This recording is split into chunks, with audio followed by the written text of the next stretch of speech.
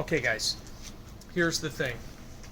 You saw my video earlier about taking the skin off of this whole piece right here. It was grueling. It was so painful. I don't even know. It was just like the worst thing that you ever had to do, because I was taking one by one, trying to take those rivets out, or the spot welds.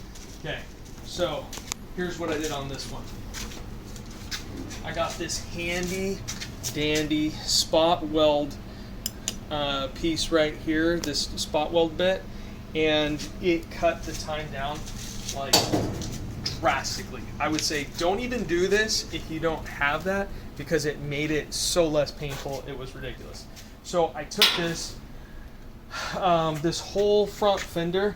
You can kind of see in here. I used the spot weld cutter, cut all these out, lifted this thing all up.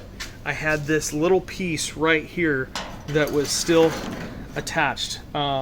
They filled it with some kind of lead or something to just make sure that it was all smooth.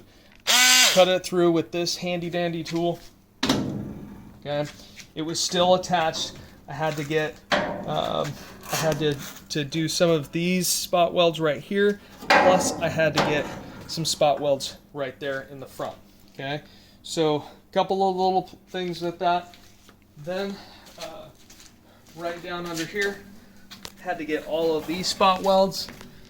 After I took all that apart, boom.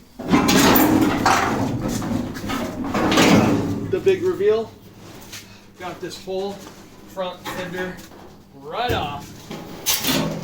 Now, it's going to be pretty fun putting putting this fender right back on, but the hardest part is behind me.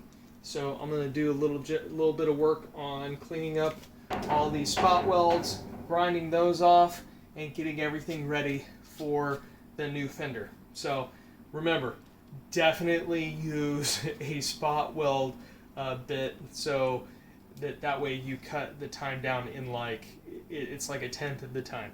Save yourself a lot of pain, and hopefully you can see how all this came apart, and it'll help you when you're trying to take apart one of these.